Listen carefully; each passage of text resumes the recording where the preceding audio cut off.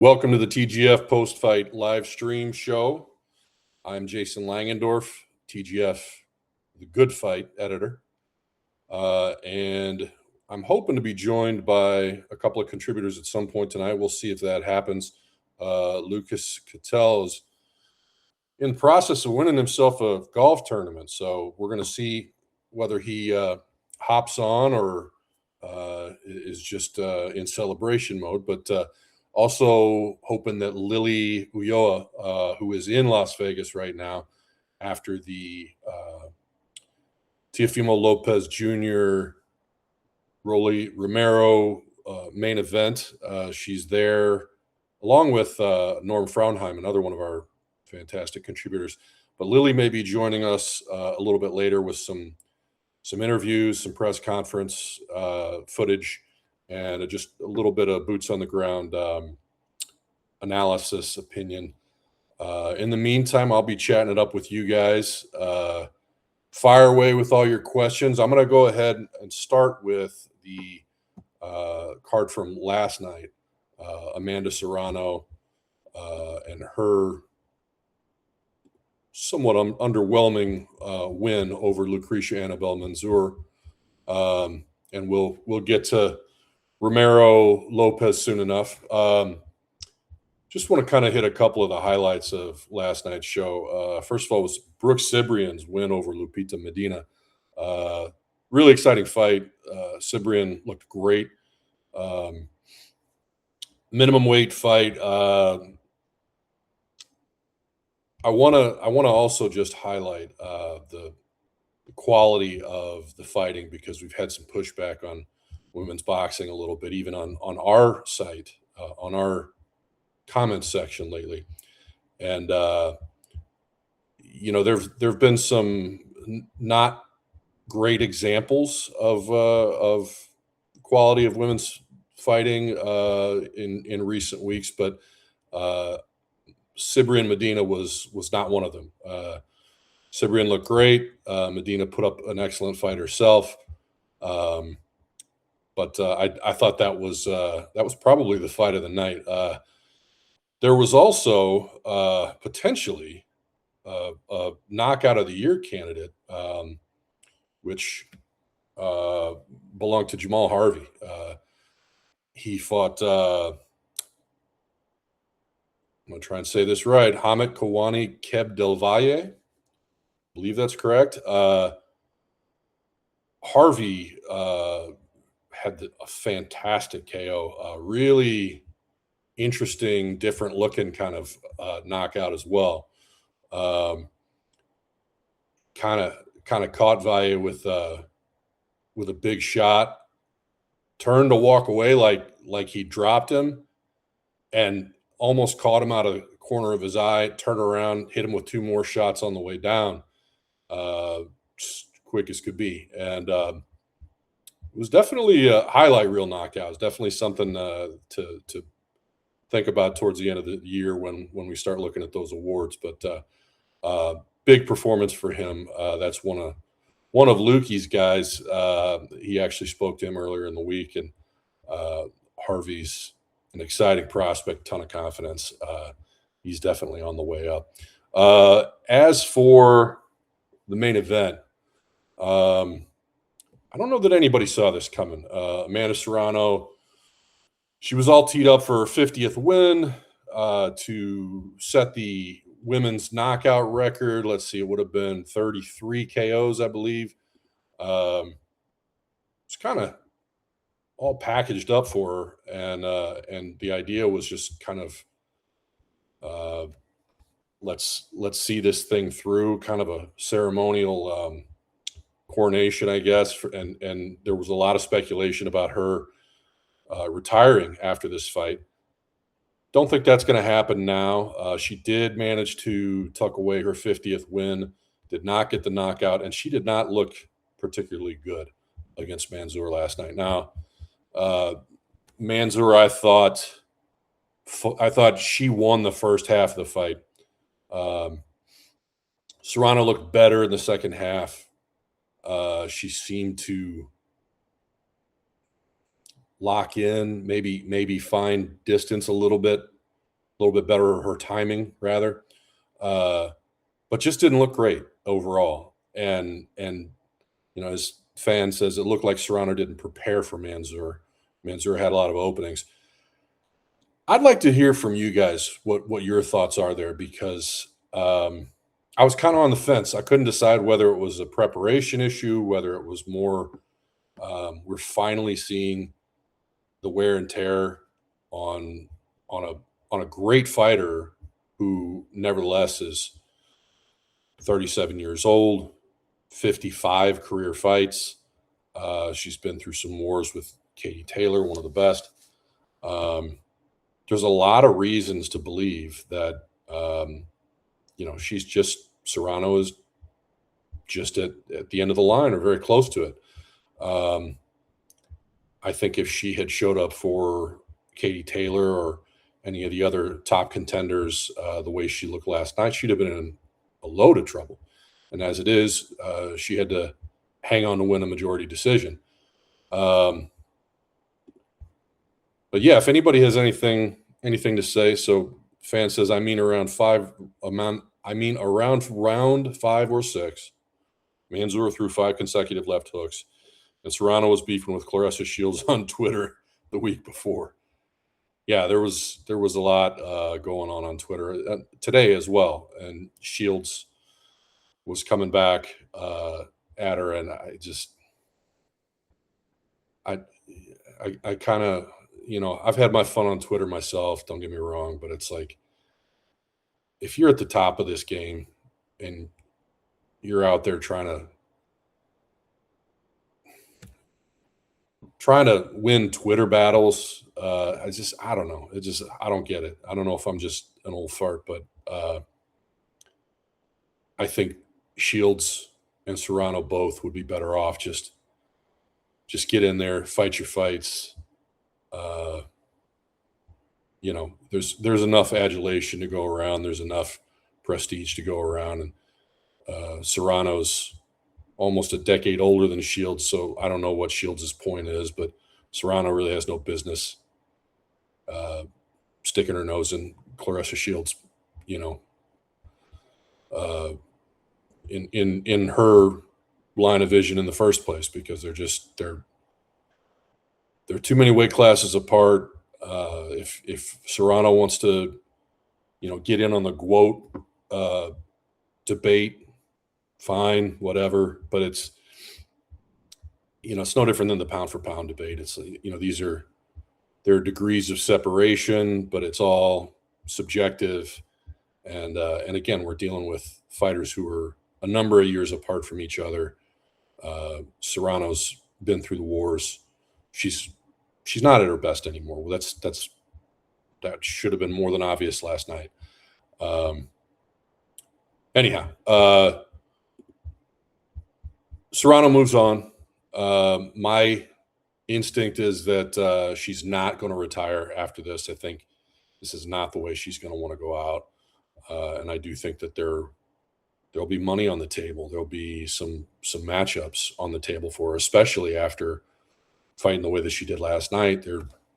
Not that there's a lot of ducking going on in the women's ranks, but there will be, I think, a long line of ladies who would love to step up to the challenge and catch her right now when it seems that she's kind of got one foot out the door. We'll kind of flip the page. We'll move on to tonight. Actually, just after this Devontae. So he says it's crazy too, because I got to come across Shields at our gym here in Atlanta. She's very cool and chill. I think some of these antics are pub stunts, rage baiting. I agree completely. I mean, you saw it tonight with Lopez. We saw it with Shields after her fight. We see it almost week in and week out. These fighters feel like they need to play games in the lead up. Not saying it never has an effect, but I think it's such a small percentage, and it takes the focus off of not only the fight itself, I think they see that as being part of it. But again, I don't know. Maybe I'm old school, but I actually prefer somebody who steps into the ring, beats the shit out of an opponent, comes out, shows a little class, thanks their opponent, moves on to the next. Doesn't have to say a lot in the lead up. It's just like, hey, let's do our hands do the talking. To each their own. But somebody like Shields who does quite a bit of talking of her own, it's nice to see that she can be cool and chill, as Devontae said. And again, we saw that with Lopez tonight after the fight, which we'll get to soon enough. Let's start with the first earlier fights, though. And I'll admit, I did not watch the prelims tonight, and I missed the Carlos Utria Israel Mercado fight, which was a split decision in Utria's favor. So if anyone has any insights, any details on that, glad to hear that. I just did not get to the pay-per-view until a little bit later than I had hoped. So, but feel free to weigh in on that. First fight I caught was Gary Antonio Russell's pretty dominant win over Victor Santillan. Wasn't the most entertaining fight of the night. Russell's hand speed pretty much told the tale. The scorecards were pretty wide, not quite a whitewash, but darn near. Santillan, he was just outgunned. He was just somebody who, decent record, but was clearly not up for the task of fighting somebody with Russell's speed, defensive ability, pedigree. I'd love to see a better matchup than that. On a card, on a pay-per-view where we're just seeing these things getting diluted more and more, and it's a bummer. But Russell did his work, moves on. He's now 21-1. And then we flipped the page to Yoanli Hernandez facing Francisco Daniel Veron. Much better fight. Definitely more back and forth, more exciting. Hernandez came in with a lot of hype, wound up eking out a majority decision. Scorecards were pretty wide there. Steve Weisfeld had it 95-95, which was the reason for the majority decision. But Eric Cheek had it 99-91. David Sutherland had it 98-92. I was a little surprised by both of those because Veron actually fought a really nice fight. I thought early on Hernandez, he was absolutely the stronger man. He was more aggressive.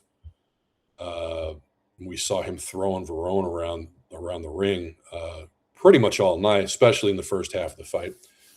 Hernandez had a really nice looking jab. Looks like he's got some power when he doesn't pull his punches or smother his work. But Veron looked better as the fight went on, and he started pushing back. Literally, he wouldn't let Hernandez bully him. But I thought he did an excellent job of controlling the distance, working in and out. Seemed to frustrate Hernandez as the fight went on. I thought Hernandez could have focused a little more on body work to try to slow Veron down. Also felt like he could have cut off the ring a little bit better. I mean, he was clearly the stronger, more powerful fighter. He just could get Veron pinned where he wanted him. And Veron, to his credit, recognized that, probably knew that going in, but he adjusted, and he got his licks in. Not to say that Hernandez was ever in a lot of trouble, although Veron staggered him at one point, or at the very least kind of stunned him. He caught him off balance. I think it was was one of the earlier rounds, but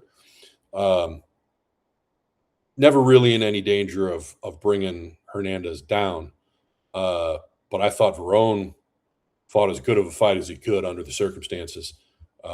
He just kind of ran out of real estate. He didn't have enough rounds left by the time he really started picking it up and locked in.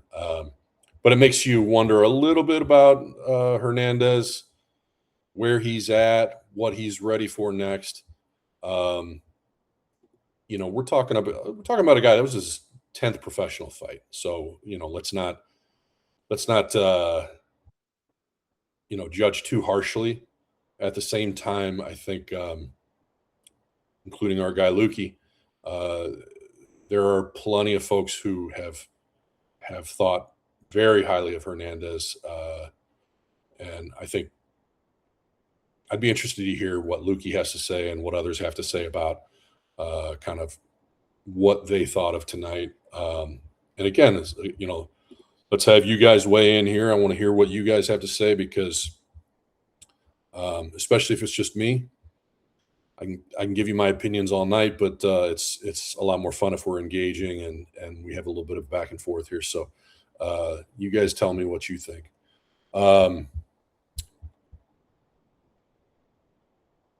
Moving on to the main event, and of course this was the biggie. Rolando Romero, Teofimo Lopez Jr. I thought it was an interesting fight. I thought it was, I wouldn't say it was a particularly entertaining fight, but I thought it was an interesting style matchup. I thought it was, it unfolded a little bit differently than I think any of us really would have imagined. I think the story of the fight was Rolly Romero seemingly hanging out on cloud nine. I don't know where he was at. I don't know quite what he was thinking. Was not letting his hands go. Didn't seem to be listening to his trainer, Ismael Salas, who I thought had some great advice within the fight. At one point, Salas tells Romero he needs to feint. He needs to feint more because not even like letting his hands go, which there was some talk of on the broadcast. And yes, he should have let his hands go more often. But he was saying that Lopez wants to counter him. He's got to set him up with feints because Rolly was looking for that big punch, that one punch. He wasn't throwing any combinations. He was clearly moving around, waiting to catch Lopez, which he did at one point, 5th round. Cut Lopez open, bleeding like a stuck pig. Caught him with the check hook and I think a right hand at one point. But that was about all the damage he did for the night. Now, he definitely made contact with Lopez, and Lopez felt his power. And if you look at the two, if you go by the old, which guy looks worst at the end, you would have thought that Rolly won it. He did not. He absolutely did not. And it's a little bit shocking. I think it was shocking for most to have heard the scores at the end. Wound up being a majority decision for Lopez. Glenn Feldman had it 114-114. And Max DeLuca thought it was almost as close. He had a 115-113. And Tim Cheatham had it 116-112. I mean, honestly, even 116-112 seems a little bit close based off of what I saw. I'm sure the blood, I'm sure Romero's power had something to do with all of that. At the same time, Lopez was the one putting pressure on Romero for 98% of the fight. He was moving forward. He was cutting off the ring. Devontae says, when he buckled Lopez, I knew then that the power was real, and Lopez did too. There was no doubt about that. You could see from his facial expression a couple different times. It was kind of like, woo, he knew. At the same time, I actually feel like this is one of Lopez's best performances, like of his career. I'm not saying he was the sharpest or he was, um, dazzling, but I thought if you think about the context of the fight, if you think about all the factors, he's fighting a friend. He's coming off this loss to Shakur Stevenson. He's moving up in weight. He's got the old man in his ear doing his old man stuff, which we'll get to senior in a minute. But getting horribly shitty advice in the corner, chaotic advice based off of everything happening, blood splattering all over, and trying to fight a guy who doesn't particularly seem to want to fight. I actually thought Lopez did a really nice job under the circumstances of doing what he needed to do, doing exactly what he needed to do to get the win. And I disagree a little bit with those scorecards. It was quite a bit closer than I thought it should have been. Let's go to the comments here. We're going to double back to Hernandez. Justin Hicks says Hernandez seemed like a raw guy out there, a bit wild, but with the right training and time, man, I think he can be an animal. I think that's a fair assessment, Justin. I mean, again, 10 fights into his career,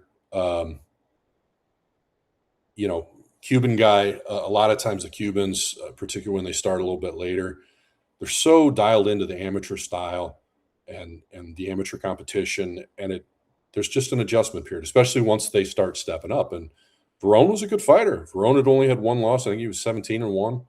And I didn't know much about him, but he looked great tonight. I thought he made better adjustments than Hernandez did. He seemed more refined, which kind of stands to reason.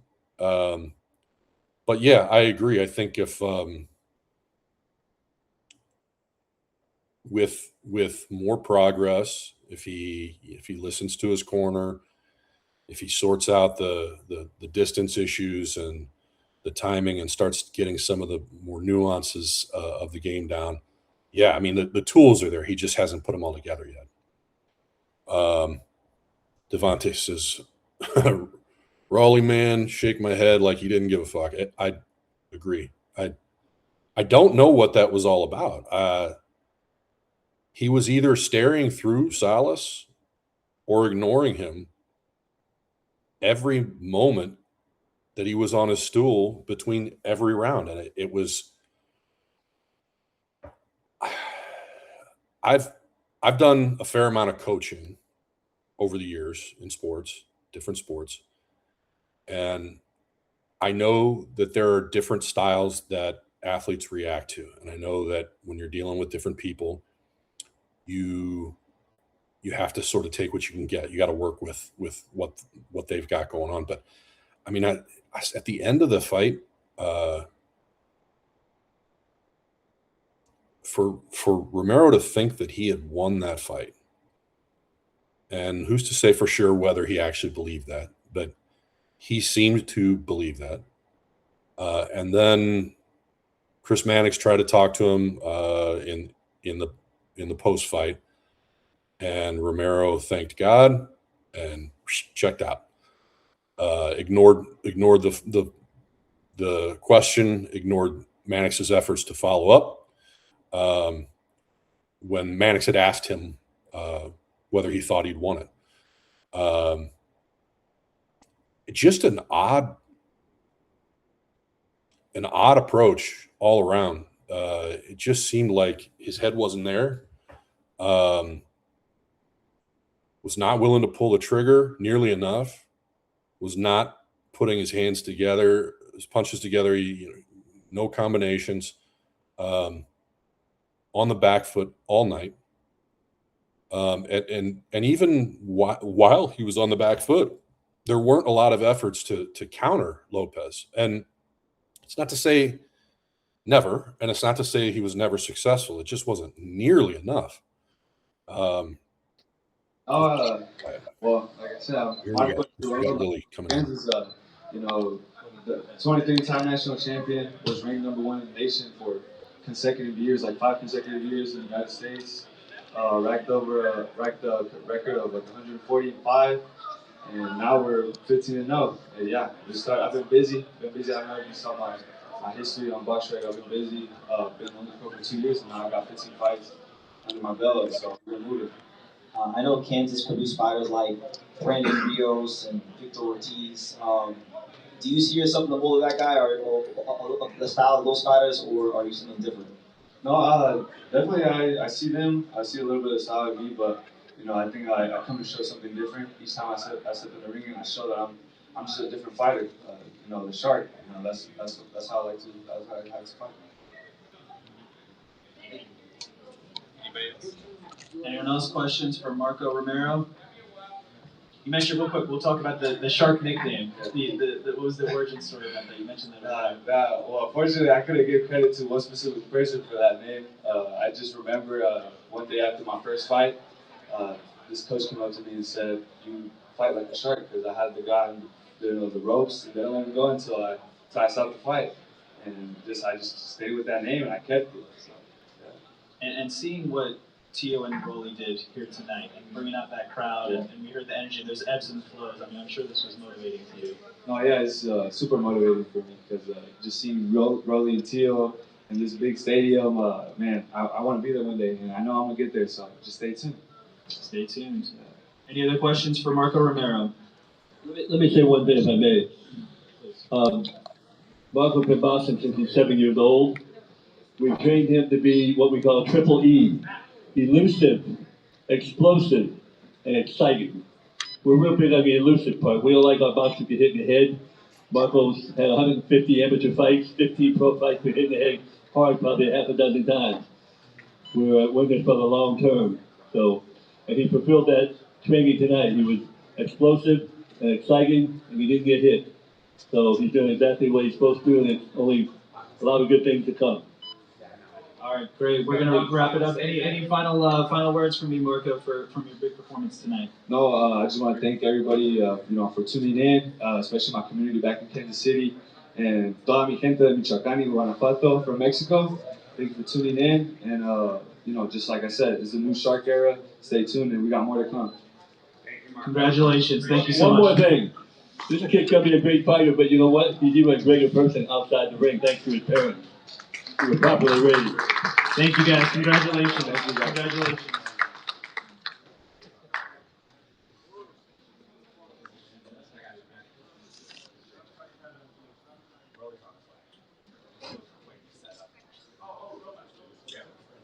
Sounds good. Rolly Romero is on the way. Talk to you soon. All right, Rolly's right here. Okay.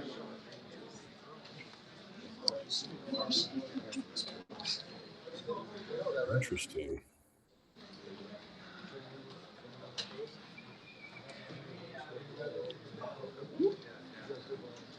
This should be good.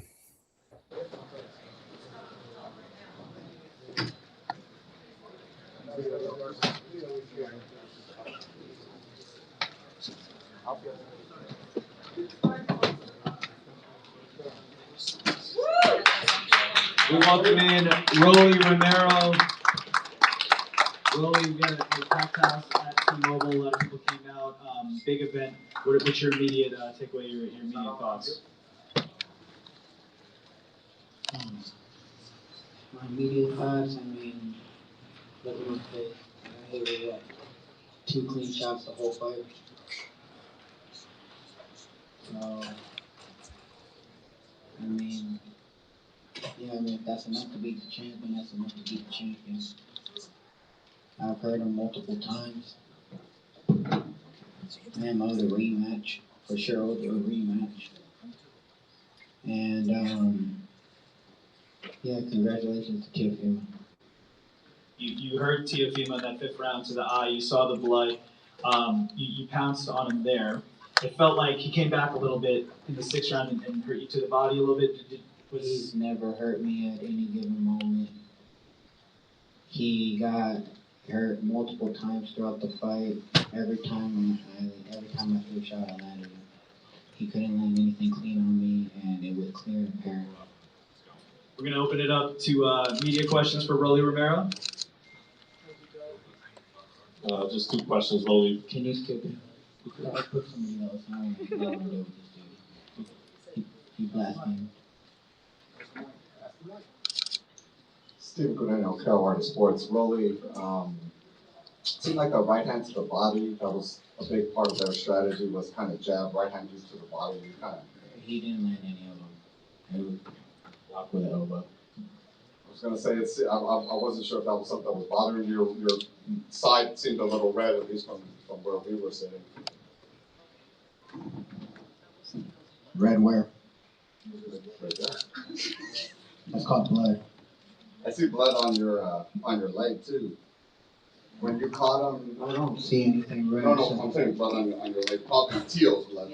For sure, Teal, but I don't see anything red on my side. So, don't start that initiative. What did he do in there that maybe was unexpected? Nothing. He didn't land a single shot. You guys can clearly see he didn't land a single shot. And just last one for me, when you had him hurt, why weren't you able to finish, do you think? I mean, he found a way to survive, and that's, and then when I had him hurt at the end of the round. Every time he threw himself, I landed a hook, and yeah, I mean, every time I threw, I landed a shot. Raleigh, did you have any regrets over this outcome in regards to anything that you did in the ring? When somebody else does this, it's a masterclass. When I do it, it's self-explanatory, right? What do you think, if anything, was swaying the judges to lean to the side of Teofimo? It's all political. Can you elaborate? Do I really need to? On Lumbar with Electronic Urban Report. You were doing very well in the early part of the fight. Do you believe that you could have put the pedal to the metal at the end of the fight? I could have pressed more, of course. Anyone can, but championship fights, they're all close like this, especially with 2 high-level fighters. But, I mean, he was hurt multiple times, won the shots, he honestly should have been counted as a knockdown. But, I mean, you know how it is. I mean, he survived, he knows how to survive. But, I mean, I am so many times clean when I did. And I was, some of those rounds were for sure 10-8 rounds. Was there a rematch clause in your contract? No, but, I mean, of course, I am owed a rematch. You don't get a 114, 114, 115, 113, I get a rematch. Liana for Chicana Boxing and the Good Fight. Rolly, you guys did hug before the 12th round. What was the emotion behind that, if any? I love Teofimo. I love him. That's all. I'm my little brother. That doesn't change anything. He has no control over the scoring of the judges.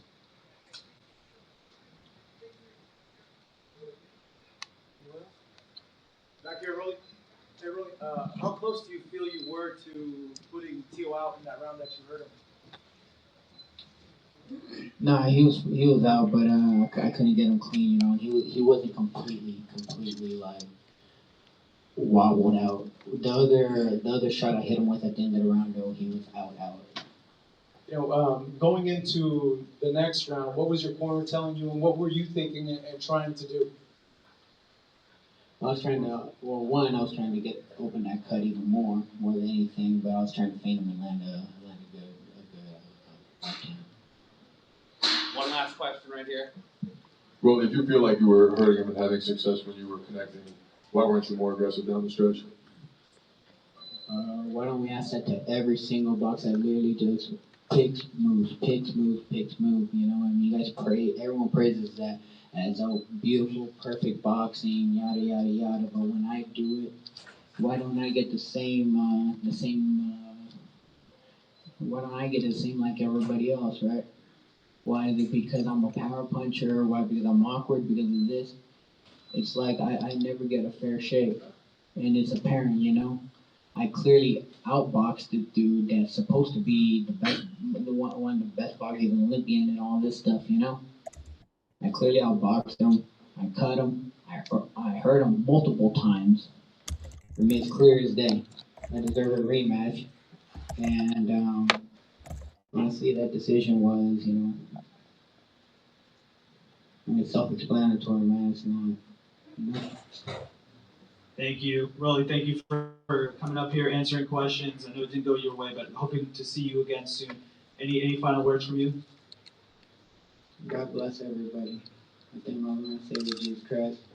I thank my man right here, Louis DeCoupa Jr. If it wasn't for him and Al Heyman, I wouldn't be where I'm at today. So I thank them. I thank my team, my father, Ismael Salas, and that's everyone to come out and see me.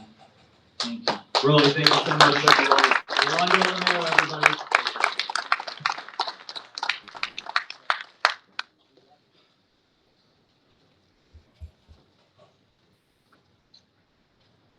Are you confident you'll get him right back to a title fight?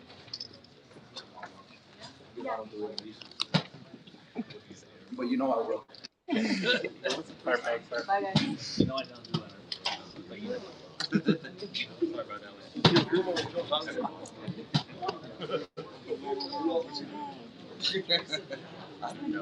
Sure if we're getting Lopez up here or not.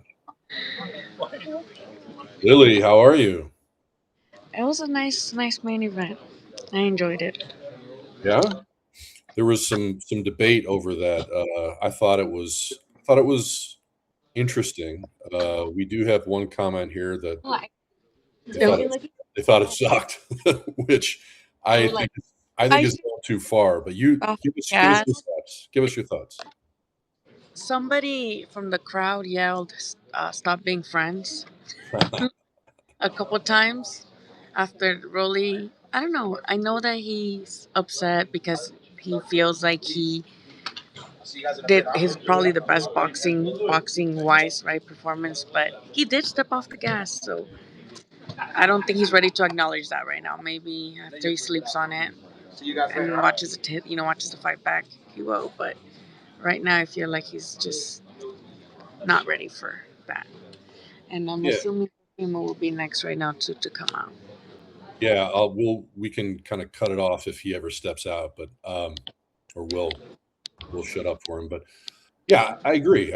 I mean, I actually thought he did a good job of avoiding the worst of whatever was coming from Lopez, but there wasn't enough countering. There wasn't enough Mhm. coming back with something of his own. I thought he was going to like take a couple rounds off, yeah. But then when I saw that he wasn't really, following up, I'm not sure who asked. Shout out to whoever asked, but they said, if you had success, why didn't you keep on pressing? And instead of answering, he's like, well, what about the everybody else? And it's like, okay, we get it. Yes, there might be a point there to what you're saying, but you still have to answer. Well, you don't have to, but it would be helpful if you answered. So he feels robbed, I think, because he feels like he didn't come out and give the roly performance, the usual awkward performance people expected him to. So then he's like, hey guys, look, I boxed and I did well and I was using lateral movement and maybe he feels like, oh, that should have been enough to prove to you guys that I'm not just a power puncher. Is that kind of like what I got out of that? But let me know what you think. No, I agree completely. I think he felt like it's almost like I've proven myself as a puncher. Everybody Hmm. everybody thinks that that's all I can do. Here's the evidence that shows that I'm so much more than that. But it's like you got to do both to beat somebody at Lopez's level.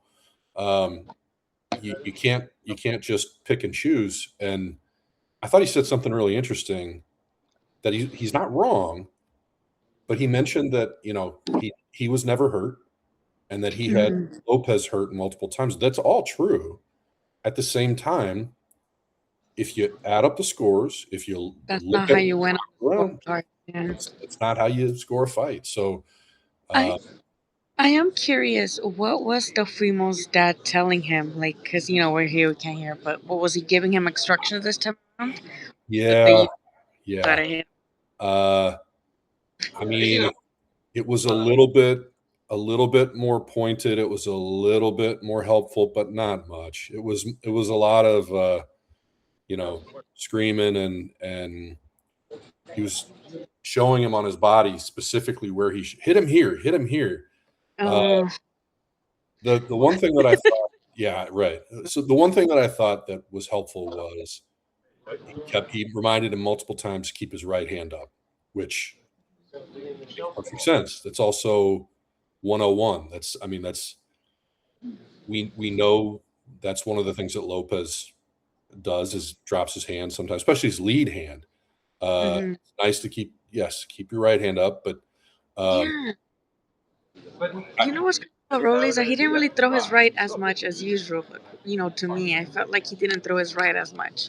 yeah, and they talked about it on the broadcast, like, oh, he wants to go to his left hook, his left hook. Okay, but I think he's also known for that straight right, and Mhm. he didn't let He, either one of them go that much. he abandoned it. So I don't know. I feel like I see people complaining online too that it's like, oh, neither of them really did much, and it's like, yeah, I guess so. But the atmosphere was like hot and cold. I feel like it was good when it was good, and then like I told you, people would be saying stuff like "stop being friends" and like things like that. And it's like, oh, and that's why I asked him like, hey, you guys hugged? Was that like a real hug? But yeah, he's like, I love him. I wonder, and I did like that though. That he's like, oh, it's not his fault, like the scorecards, Yeah, But yeah. I want to know what you think about his comments on it being politics because he didn't want to expand on that, which was not helpful. I I mean, on the one hand, there was a little bit of a presence of mind there. Some of the things that Romero said, and I do think that was an authentic embrace that they had, and it was nice for him not to, you know, go after Lopez for the scores that he, had nothing to do with him. Yeah, But I yeah. I think I think Lopez earned it. I think Lopez, you can say that he didn't do enough or, hey, stop being friends, but like I think he had to be cautious of Romero's power. And with given that, within that context, I thought Lopez did just about everything he could to Yeah. convince the judges that, he's the better fighter. He had quicker hands, he let his hands go more often, worked in and out, countered whenever he could. He didn't beat up Romero, but he won the fight. I don't think there's any debate there. Yeah, and I get that Teofimo was showing that he, can box too. But at some points, yeah, like he was moving too much without putting anything out. And it's like, okay, at this point, that's where you get like people thinking that you don't want to engage. And I think that, I don't know, he says he wants a rematch. How do you feel like that would go? Usually, rematches don't really favor the person who already lost. I think it would just all depend on where his head's at. I mean, Gail's on the chat right now, and she said Raleigh's going to kick himself later, realizing he let his opportunity slip through his hands. And then she also says he was in a haze all week, and he was in a haze throughout the fight. Now, I wasn't there, to see what happened in the buildup, but he sure looked like he was in a haze during the fight. Did you get that sense at all, Lily, that he was sort of not all there or not locked in during the week? To me, he looks just like I don't even know what's going on in his head. Well, I really don't. you wrote a really Please. great story about him, and you mentioned the sort of religious conversion or his Mhm. sort of uh, moving toward Christianity. He obviously some of his comments reflected that. Maybe there's a new calm, in his life, but it's almost like maybe you're a little too calm, bro. Like, like Yeah. let's let's get Like, some let's get away. some finger behind this. Like, did it take away any killer instinct from the Rolly that at least before?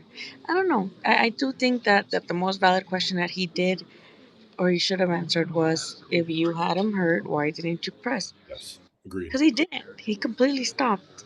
Agreed. And I don't know what, still what the reason behind that, even if he is trying to box. You can box and still be busy. He had a quick follow-up. It was a 3 or 4 punch combination once he had Lopez hurt. But then he let off the gas. That was it. There was there was nothing more that showed any kind of urgency or that he'd learned anything from, breaking through. And what was Salas telling Rolly? So talked about it before you hopped on. I actually thought his advice was brilliant. He was definitely trying to get through to him, trying to build up some urgency. Rolly was looking right through him or looking away from him the entire time. No response, none. And it was almost disrespectful. It was very strange. But let's say he was listening and he was taking it in. At one point, Salas told him, "You need to feint more. You need to feint because he wants to counter you. Mm-hmm. If you feint, he's going to come at you, and then you can go get him with the power that you're trying to land, by leading 2 or 3 times once, a round. It's not going to get it done." He never followed that advice. He never tried to bait Lopez into anything. It was just a very it just seemed like there was no game plan, or at least in terms of what was going on in Romero's head. Oh, and Gail said after round 5, Salas told Rolly, the only way you're going to win this is to let your hands go. Yep. Yeah, I get that he was trying to show movement, but it was a bit strange. Okay, let me. Oh, I thought they were saying he was coming in, but no, not yet. Speaking of stuff like that too, Yoenli, I don't know if you guys already talked about him too, but that was, to me, I don't know how you guys saw it from home, but from where I was sitting, I feel like he also didn't have much of a plan B or anything other than headhunting, and in my opinion, Veron should Talking have. about Hernandez? Yeah, Yeah. Yoenli. Yeah. No, I agree. I mean, we talked a little bit about that before we got to the main event. I thought he had more success early, but it actually seemed like Verone made the adjustments. Mm-hmm. And He was lengthy, and his reach. He controlled distance really well in the Mhm. second half of the fight, and Hernandez just didn't seem to have an answer for it. Like you said, there didn't seem to be much of a game plan, or at least not much of a backup. 10:30. That's about it. I just feel like I know what they were trying to do with him, and at 160 in a division that's not really the most, I don't know, packed right now, but seeing Yo Enli and how he really didn't have a plan B tonight or really any adjustments, it makes me feel like anybody else could do him. Oh, I think they're gonna start. Hold on.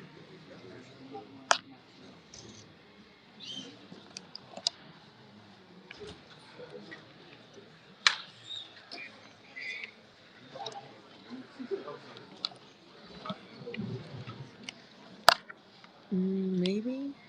I think someone is coming because they have like the door open.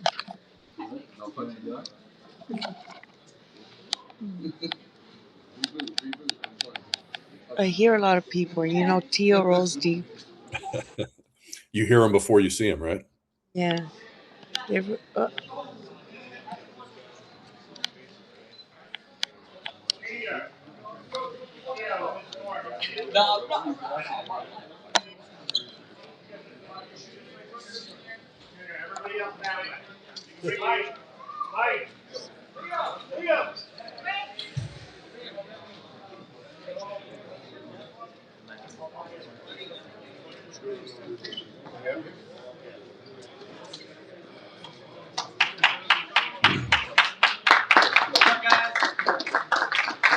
at those shorts.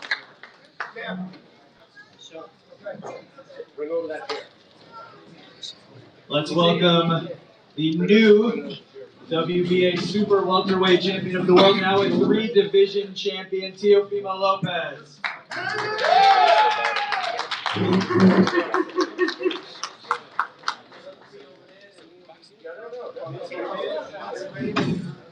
sit on my lap? No. You're good. Am I in your way? No, I was gonna ask if I'm in your way. No, you're good.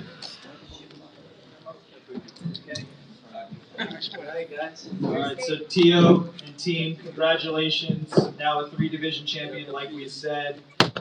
Huge win. You took out Rolly. It seemed like he hurt you a little bit in the 5th round. You came back in the 6th round.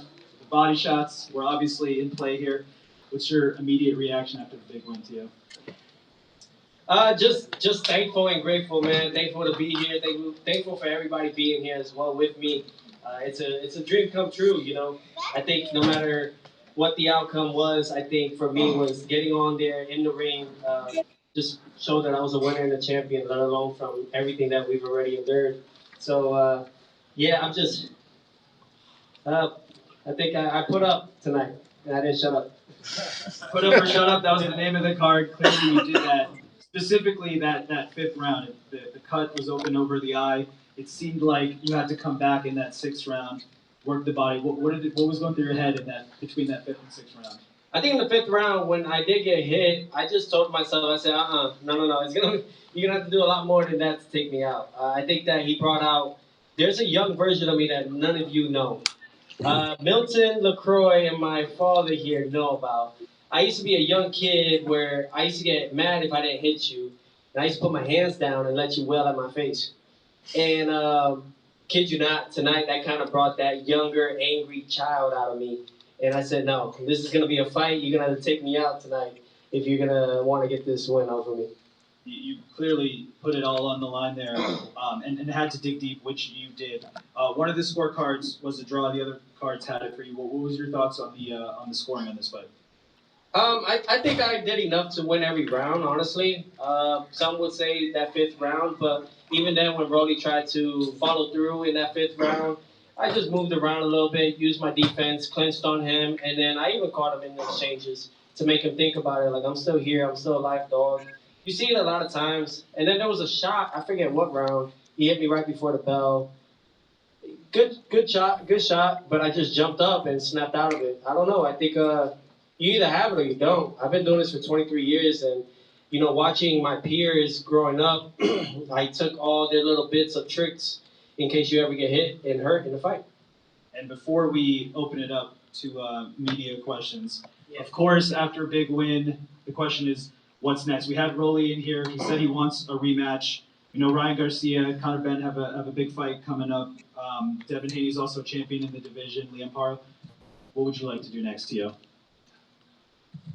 I think for me, I not a rematch. Rolly didn't really do it that much tonight. I don't think he threw a lot of punches tonight to win and have that even one judge making it a majority draw or a majority decision. So I think people what they want to see next is maybe me and Ryan. Blind, bro, because you was getting hit with that left hook, but he was catching it with the glove. It's okay. Every round. No matter what, look, I think I'm here. This is the road to undisputed. You know what I'm saying? I'm here to reclaim and get all of the next world titles, and whoever the next champion is, that's what it's all about.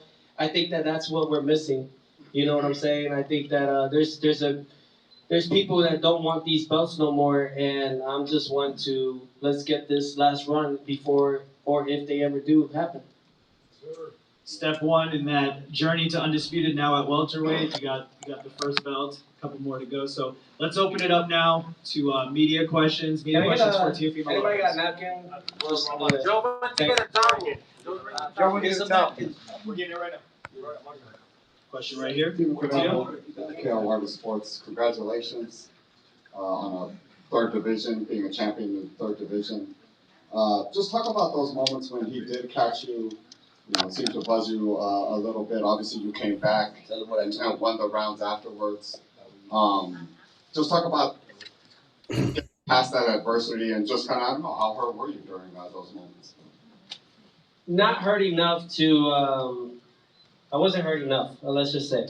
I could take a shot. I really can, you know, and I think you just got to know how to play the roles. You know, you got to bounce, you got to move your legs.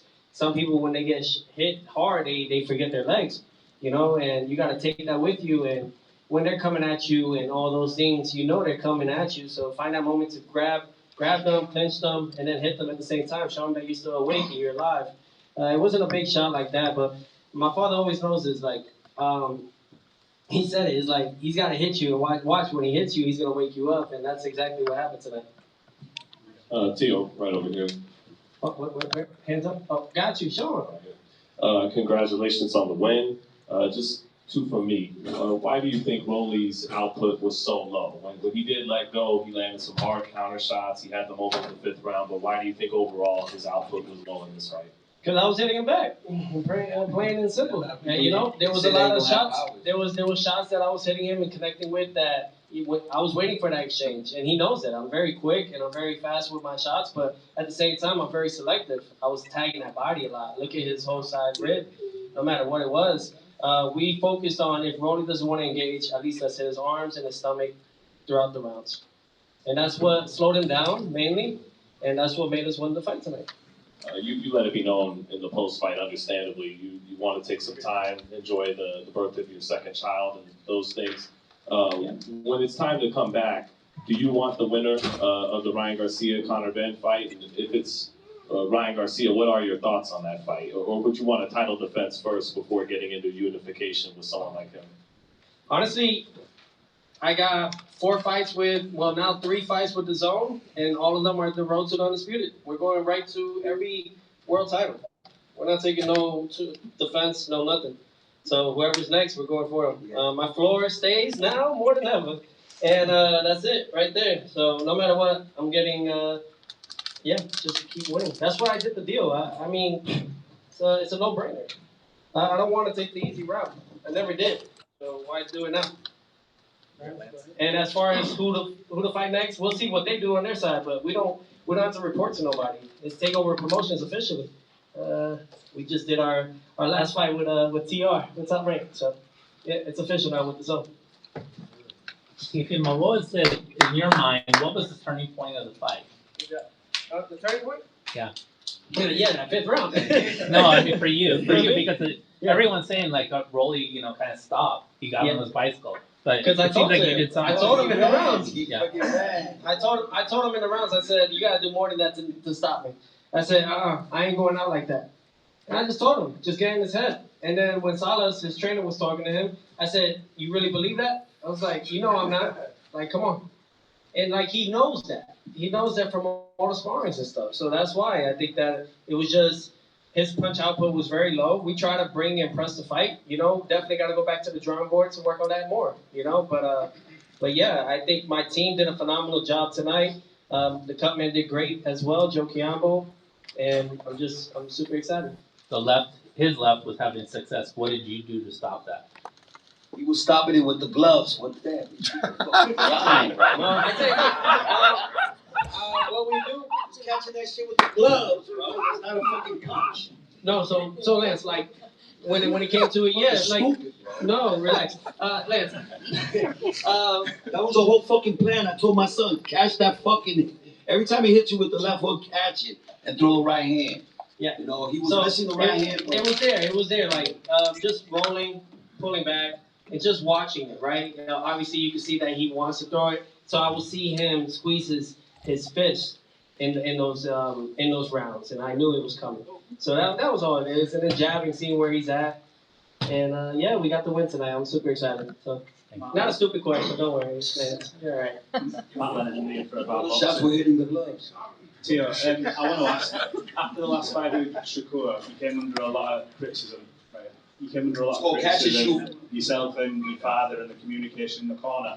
What was the difference you felt tonight there? Was it like night and day in comparison, the communication with yourself and your father?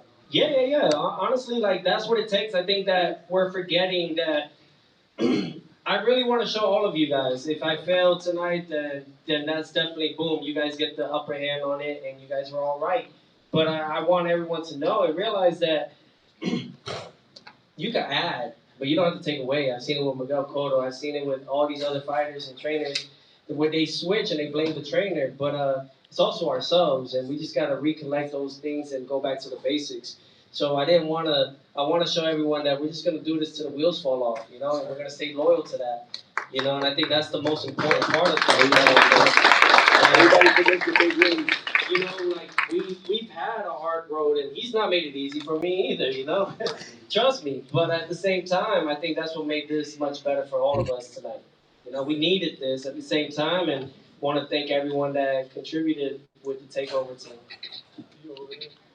Teo, how much of your pressure tonight was about testing Rolly's belief in his chin? Rolly's chin and stuff, I mean, like, the punches were there. I would hurt him here and there, and he would just move around. You know what I'm saying? So, you know, the power is there for me. I think I just gotta adjust more. That's all. But as far as for Rolly and everything, I was just focused more on his body tonight than his head. Big congratulations to you, Wayne. Thank you. You seem to have a lot of respect for him, and he has respect for you. Bro, the guy was running. What the fuck you want him to do? God damn. My You know how question, hard it is to chase a guy down 12 rounds? It's hard. I mean, he didn't come in. They say my son doesn't have no power. How come he didn't come to fight? You know, you got to see that too. my question is, with the respect that you both have for each other, and the outcome of this fight going your way, would you really not consider having a rematch with him? If he fucking ran. I think so. Honestly, it's yeah, we got bigger and better things ahead of us. And the respect with Rolly, I think it's just even in those rounds, I was just reflecting how we were in the beginning of our stages. So, you know, no hard feelings, but we knew at the end of it all, we got to do what we have to do. I knew he was trying to stop me, and I was there to try to stop him. And in between the rounds, I would talk to him, and then in the final round, when we, you know, touched gloves, he said, "Love you, man." You know, and I shouted out my long friend, man, that passed away that we know mutually, Leone. So, you know, that was it. You know, and I pressed the 12th round. I really, just to make sure there's no hiccups when it came to the decision. Daniel Ramírez, Telemundo Las Vegas, primero que nada, felicidades por la victoria. Se notaba entre los aficionados en el transcurso de los rounds cómo continuaba creciendo el apoyo para ti, para tu esquina. ¿Fue algo a lo mejor y que notaste durante el encuentro? ¿Y por qué quizá crees que fue que sucedió eso? ¿Cómo creció el apoyo hacia ti en el transcurso del encuentro? Tío, the question Pues, is... no, yo lo digo. I get it. Mira, es que yo miro es que esos son la gente, tú sabes, ellos van a apoyar a una persona, pero ya cuando es como una de las películas de Rocky, right? De Rocky 4, ellos gritando por el otro y después en el último momento se iba gritando a Rocky. Y yo tenía ese momento hoy, esta noche, y pues para mí, yo solo estoy aquí para, ¿cómo dice? Apoyar los otros que vienen después de Teofimo y hacer el mejor boxeador ahora mismo. Well, you want to translate? Well, yeah, so like, yeah, I mean, I understand it in a sense, but it's like, that's how people are, you know, they truly are going to, you know, support you, you know, when you're winning. And when it came to it, you think about it, it's like the Rocky movie in Rocky 4, you know, they were cheering on the other guy, and then towards the end, they're cheering for Rocky. So that kind of sent it into that sense right there. So I just do it for the next, you know, for the next generation, to the future of the next champions right now, and really just for my career. Now, too, congrats on the dub, man. But when you were coming out of the stage after the fight, you said, "I just want to enjoy it just like you guys, as if I'm one of you guys." He already answered that. No, relax. Sorry, Pops. But has it set in yet? How do you feel right now after the fight? Just how you feeling? How I'm feeling? I'm feeling like a 3-weight division world champion, my man.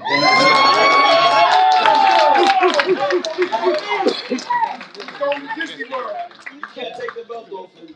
No, you know, and I think that this just shows everybody, you know, it doesn't matter how you fall, it's how you rise, you know? I think that we all need that in life, you know, in general. And that's why I love boxing. I think boxing is like a great example of like how to live life. You just can't give up. So, you know, I feel great, man, overall. I'm thankful and blessed.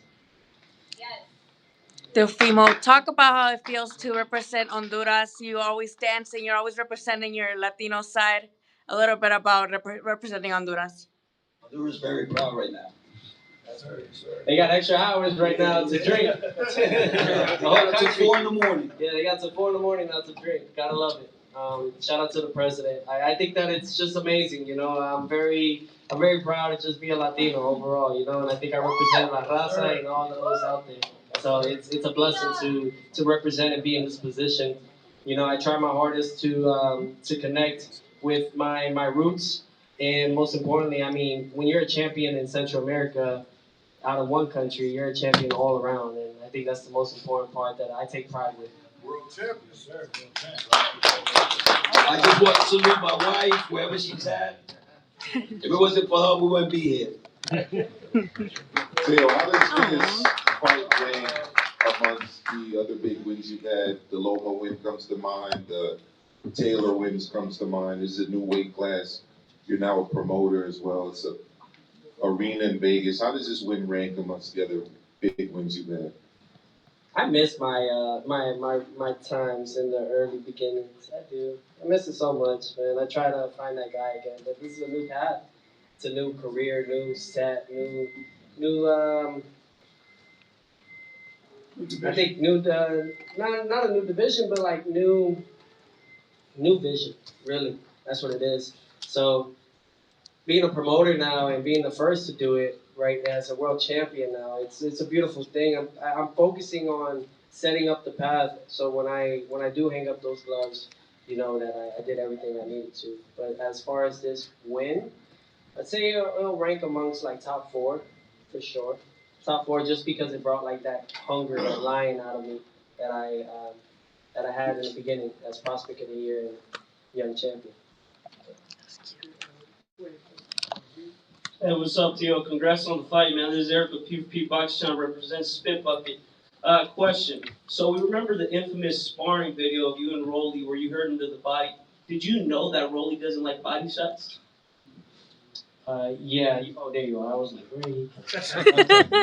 Yeah, no, I already know. He would actually say it in the middle of the rounds. I was hitting him with body shots, and he was like, ooh, ooh, and I was like, okay, I know I'm catching him. So I wasn't so focused on his head. I knew that there was moments overhand rights would land on him, but I was just more focused on that. So I think from the previous times of us sparring, I was just gonna capitalize no matter what on his body. Yeah, we focused on his arms. We were hitting everywhere and not letting him build that momentum. I seen that he would try to grab it in between rounds, and I would just throw the jab and stop him from doing anything that he wanted to do tonight. One more media question. Teofimo, un par de preguntitas rapidito en español. ¿Qué tan grande es esta victoria y qué piensas en tu futuro? Abre otras grandes oportunidades, ¿no? Muchas oportunidades ahora. Me siento que este momento no puede ser posible sin Dios y con mi fe. Y yo lo hice con tanto fe en esta pelea porque es un peleador desde Rolly y tiene pegada, sí. Yo sé que también es con Cuban, el cubano. Pues ahora ganando esta pelea, yo creo que la gente va a ver que hay otro Teofimo que viene en esta división ahora. Ya, yo estoy listo. Y todos los niños solo quieren que ellos miren a mí, a Teofimo, como la inspiración para el próximo campeón que viene. Thank you to the media. Teo, we'll get you out here on 2 quick questions. No problem. Number 1, congratulations again on the win. So you mentioned you're not interested in the rematch with Rolly, but you're looking for the road to undisputed. So we know the names: Liam Paro, Devin Haney, Ryan Garcia, Conor Ben. We'll see what happens there. If you had it your way, which would be your next opponent? I think, there's rumors right now, and they're doing well as far as announcements and everything. So September 12th, right? So you got, Ryan Garcia versus Conor Ben. That's the next one. We'll see what happens there. We'll watch. Obviously, Keith Connerly also manages Conor Ben. So if Conor wins, it's a great fight to take across the pond. And I'm rooting for it anyway. I think I'd rather wait for Devin at the end. And the only reason why is to reclaim the whole situation with undisputed, not undisputed. French fries, WBC belt, and not. So I think that for everybody, it's Email, well deserved. not email. So we'll see what Devin does on that end, but Yeah, so it'll either be Liam Paro next or the winner out of Ryan Garcia and Carter. And finally, you answered a lot of questions tonight, right? We know what those questions were. Do you still got it? Clearly, yes. The power carried to welterweight. So congratulations once again. Just to close off, your final comments here. Well, I just want to say thank you guys for taking the time. You know, it feels like I got some work to do. That's for sure. But it feels good at the same time. I got to remind myself of everything that I've accomplished thus far at 29. But you guys got to realize, like, I'm here to make the best fights happen. Truthfully, you know what I mean. We don't duck, we don't dodge no fights. You know, had my hiccups with Turkey Al Sheikh, and that was for other reasons. So, but other than that, we are here to make the best fights happen. And I'm grateful to my team. I'm thankful to Mike Borreo and Keith Connolly for getting everything done as well for when it came to the zone. You know, there was other people out there fishing for the takeover. I want to thank my father. I want to thank all of you that just took the time out tonight. And I can't wait, man. I think, yeah, this is it right here, the takeover. Three-time world champion. Teo team, congratulations. Let's hear it one more time. Teofimo Lopez, the new WBA world champion. Now super world champion, now officially a 3-division world champion on the road to No bacon. Yay! We did it!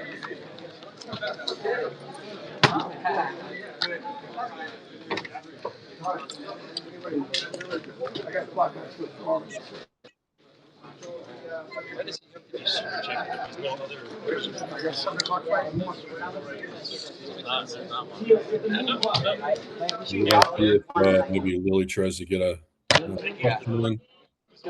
I have a Sony A6700. You know which one that is? Yeah. I started on that. Bro, I started on the ZV10. Really? Yeah. Oh my God. Thank you. Congratulations. I just did all that. Alright, for sure. That's how you do it, good to see you, bro. Yeah, you too, brother. Appreciate it. I think that's it. Sean, what do you feel about him not answering your question? Also, did you see that he didn't want to answer Sean's question, everyone in the chat? That's all right. God bless him. I prayed for him this morning, so hope he does the same for me. And that, you know. I mean, if he prays for Teofimo, he better pray for you. Yeah, he was... Oh, muchas... Say hi to the Good Fight chat. Martin, the best PR, Spanish talent. Oh, Verón se lo robaron. A Verón se lo robaron. Fue una pelea muy Yeah. ruda, muy ruda. Así que bueno. Nos vemos. Anyway, sorry for your shoe. I'd be stepping on everyone's shoe. All right. Any I'm gonna last send over thoughts? Any some thoughts on clips. I'm what? gonna see if I get anything or anybody else, but I'm gonna send Okay. some clips over from this too, so we can maybe put some up as well, because I did record with my phone as well. Sounds great. Woo! All right. All right. My phone's dying, so I'll go ahead and end the chat on my end. Well, thank you for everything, as always, Lily, and the insights and the story and the video, all of it. Another fight week on the books. I'll see you guys. All right. Talk to you soon. Okay, we got a few things to unpack there. I'm just going to say off the top of my head, yeah, I think my biggest issue with Senior is that he's got a kid who can really fight, who also happens to be pretty damn charismatic and also seems to be coming into his own as a mature adult. I wish he would shut up and get the fuck out of the way. Nothing drives me more nuts than someone who takes attention away from others, particularly when it's his kid. When his kid is the one in the ring taking the blows, the kid is the one who's under all the pressure. Senior has done nothing but ride coattails the entire time. We can debate all we want about how much he's actually helped Junior's career. Maybe I'm not giving him enough credit.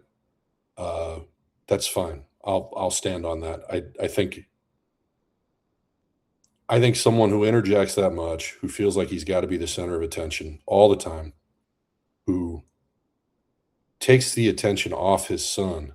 That's one thing. It's one thing if Junior is having difficulties and Senior wants to be the bad guy and wants to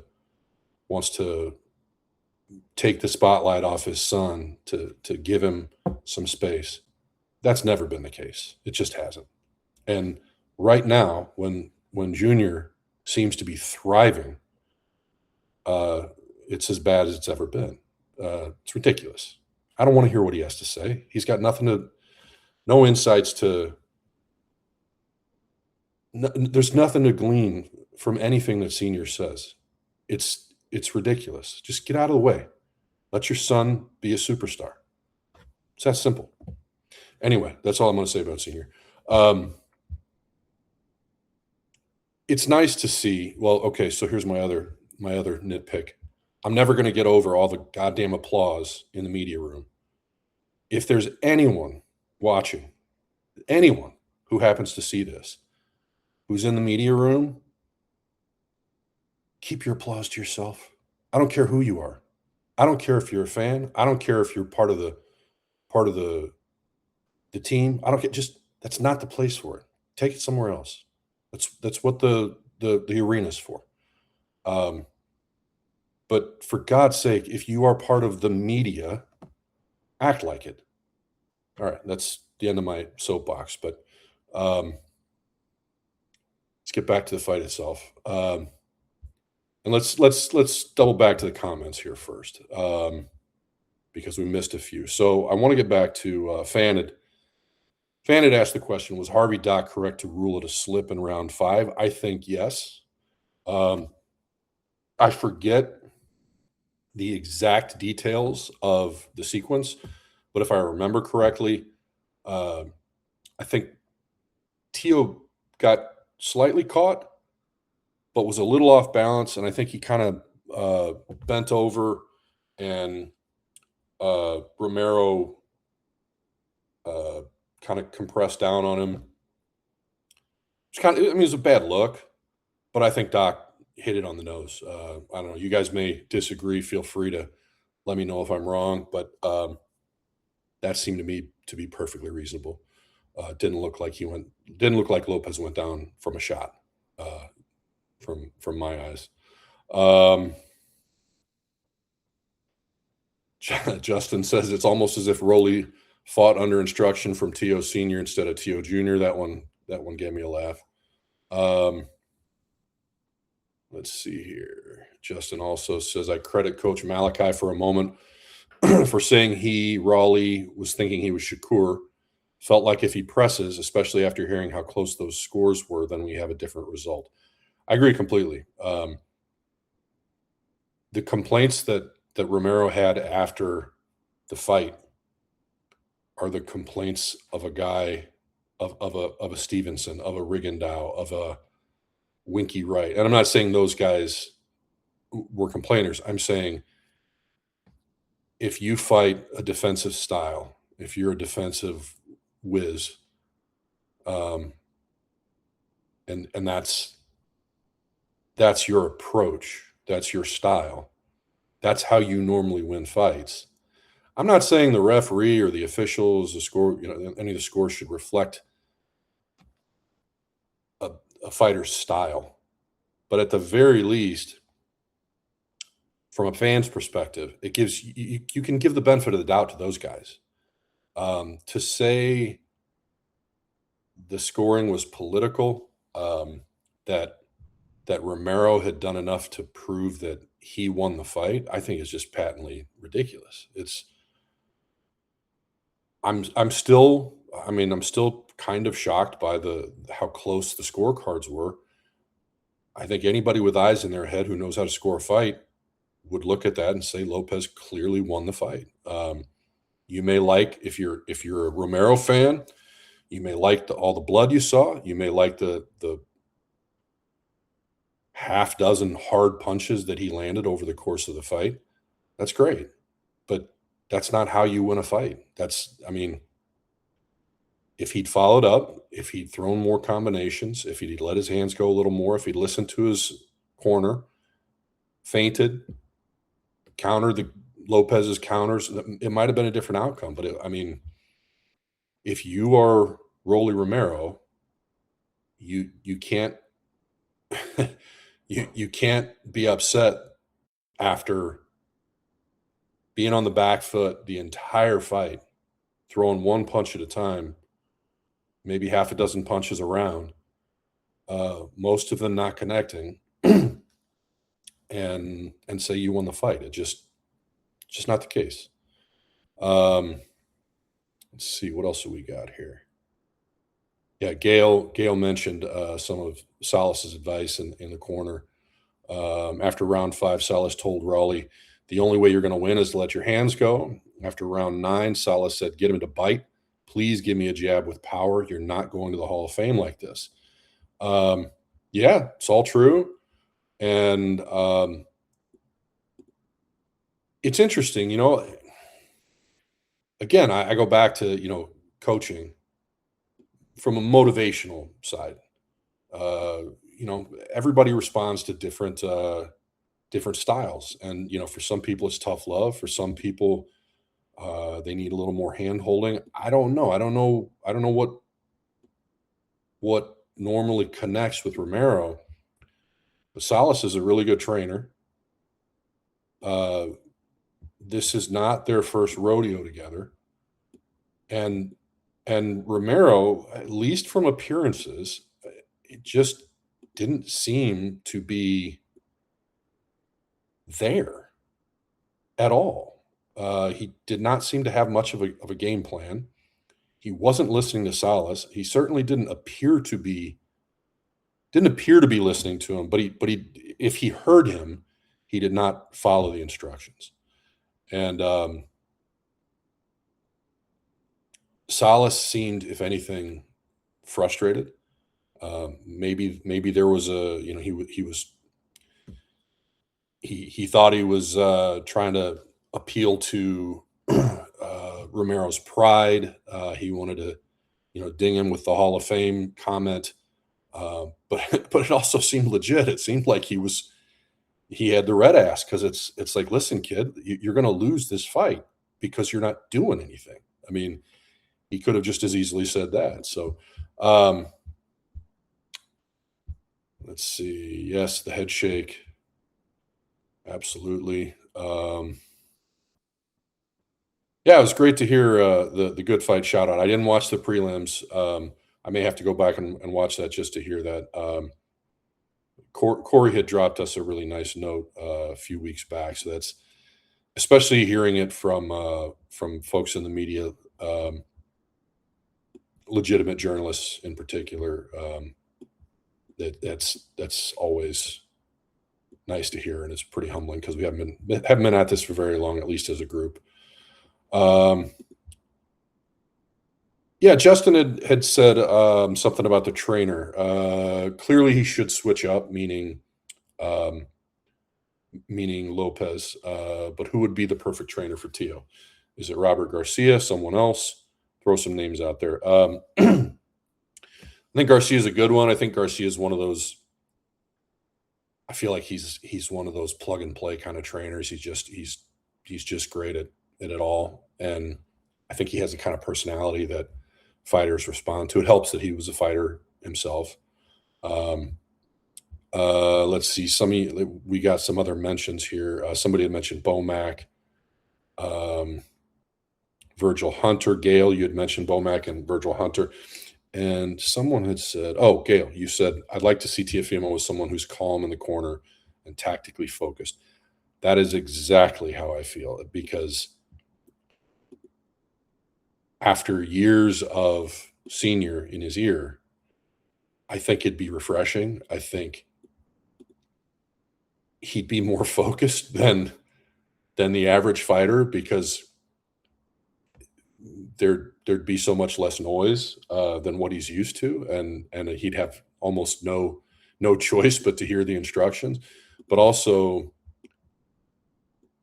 it just strikes me as, and I mean, look, I get family dynamics are complicated and they're different for everyone. But I think as the son of a yeller, I think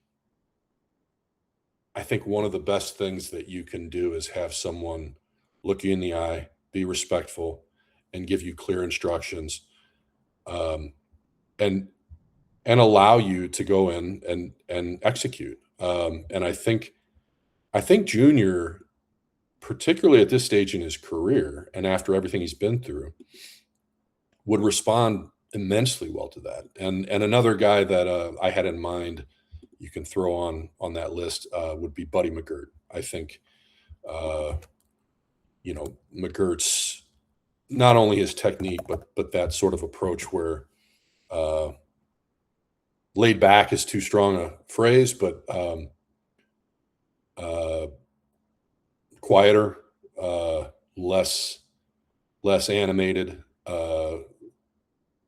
more focused on a game plan rather than trying to artificially pump a guy up. I'm not big on the rah stuff to begin with.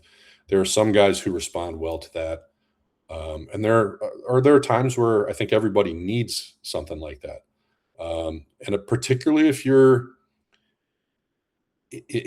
adept at that, if you're a Teddy Atlas. I mean, we know there are certain trainers who are up to the task, but if you're just spouting nonsense and screaming and trying to question somebody's manhood or whatever it might be, I just don't think that doesn't go over very well, and it doesn't help a guy in the middle of a firefight. It's just silly. Let's see here. What else we got?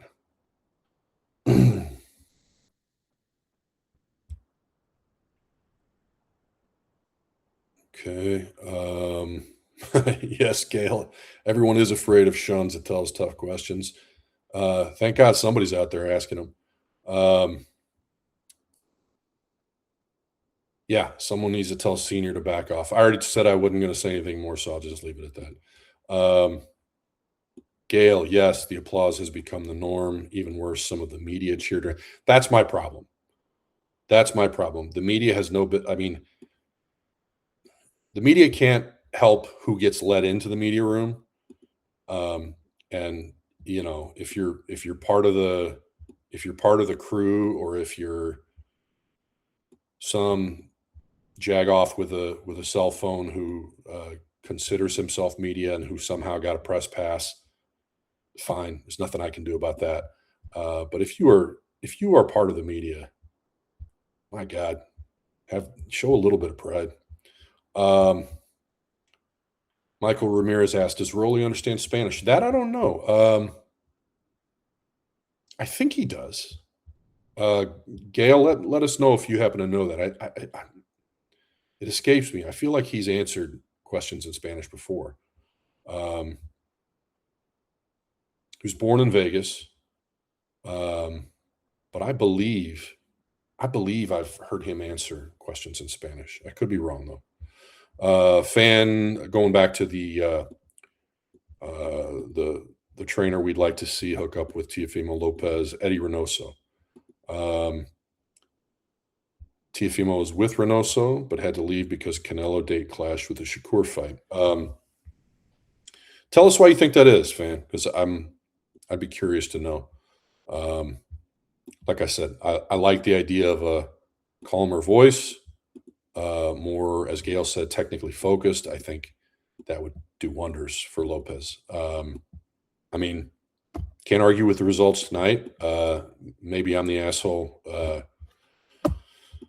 I just think the approach that Senior takes, I don't think it benefits Junior. I think it hinders him, and I think it's just another hurdle that he has to continually get over. But I also think he's compartmentalized it, and he's reached a point where it's like, look, this is my dad. He's not going away, and I'm sure he did his part to help Junior get to where he's at,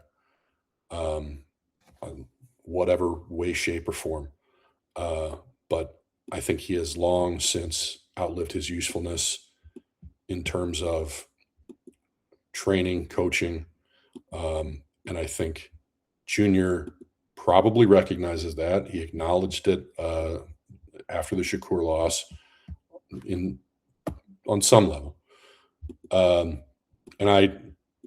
I think he's just sort of made peace with it. But it would be nice if he didn't have to expend any energy on it. If the old man would just get out of the way. All right, I keep going back to him. That's it. That's all I'm gonna say. Gail says yes. Rolly is bilingual in Spanish and has done interviews in Spanish. Okay, that's what I thought. Yeah, Rolly's father is a Cuban immigrant. Okay. Justin says, I know it's been done before, Jason, with fighters promoting their own stuff, but do you think Teo can take this takeover brand big time? Kind of like Oscar with GVP. I have said many times, I don't pay nearly as much attention to the business of boxing as a lot of other media. I'll dip in and dip out where I think it's important. Something like the Ali Act, which is at least business adjacent. Everything that's going on there, Turkey Al Sheikh, the Saudis, that influence. I obviously have some strong feelings about that. But when it comes to all of the mechanisms behind it, making fights, building promotions, who's going to succeed and why, I'll be honest with you, it's not really in my wheelhouse. I will say it's obviously been pretty rare that those have succeeded long term. Even Mayweather right now, we're seeing as much clout as he's had, as much money as he's theoretically had behind him, the backing that he's had, and his ability to build the promotion while he was still in his prime, and gather talent. It seems to be, I don't want to say dead on arrival, but it's, failure to launch, I think, is a better phrase in this case. There just isn't much happening there. And, I don't put it past anybody because Teofimo's probably got at least a few good years left. And if he wants to build that up and he's able to, if he's able to keep winning and he's serious and the people around him are serious about gathering talent and building an infrastructure, yeah, I think there's an opportunity there. Top Rank's kind of just hanging on. I think Zuffa entering the ecosystem has thrown things into enough of a lurch where there's probably an opportunity for anybody. And I also think MVP's approach and the innovation that we see from MVP and from Zuffa is showing that new ideas can make their way into boxing and can help a promotion kind of lead the way, or at the very least gather some market space. So would I say no, it can't happen? No. I just think the odds are against anyone who tries to do it because it's, boxing's a tough game, no matter how you slice it. And even the guys who do well lose money. They lose fighters over time. They get into these weird beefs. Success is sort of a relative term, and we don't know where boxing's going at this point. Lukey and I joked last week. Hopefully, we'll be here a week from now. There are a lot of reasons to to not feel great about anything about the business of boxing. So, why would you even want to poke the bear on that? Why would you want to go into it? Now, I get it. I understand if you want to be your own boss, and if you want to try to build something for your future after fighting, it makes perfect sense. And who knows? Maybe Lopez is the guy. I just think the odds are sort of set against you anytime you want to go there. Well, I don't know. I thought it was a good night, good weekend of fights. Could have been better. Not much spectacular. The Jamal Harvey knockout notwithstanding. Brooks Sibrian's effort last night. But I enjoy anytime there are fights that you can sort of see the chess match happening in front of you, even if it's not the sort of firefight that every fan loves. I enjoyed the style matchup tonight, even if it wasn't constant action, even if would I have liked to have seen Romero engage more? Yes. Would I have liked to see him let his hands go more? Yes. But boxing can be fascinating for a lot of different reasons. And I enjoyed myself tonight, and I enjoyed chatting with all you folks. Please do come back and take a look at what we got going on this week. We're going to have more great writing. We're going to have some videos from Lily followed up coming off of this fight. We're going to have more Breadman, who had filed his mailbag this morning.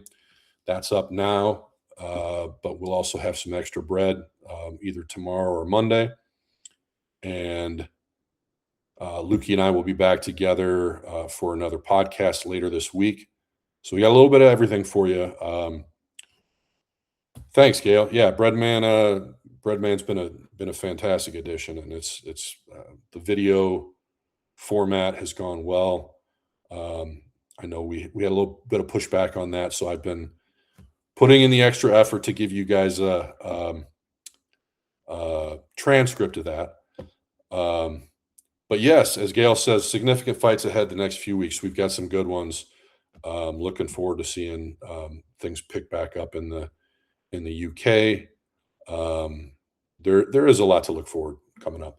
But we're going to have some interesting stuff to read, some interesting stuff to watch and listen to. Please do, if you happen to be watching, you are not a paid subscriber.